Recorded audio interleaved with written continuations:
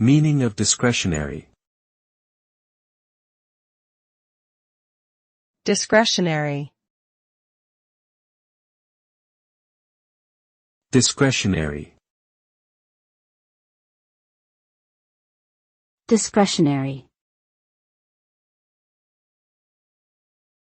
Discretionary. The word discretionary refers to something that is left to one's own judgment or decision, rather than being mandatory or required. It implies that there is a certain amount of freedom or flexibility allowed in the decision-making process.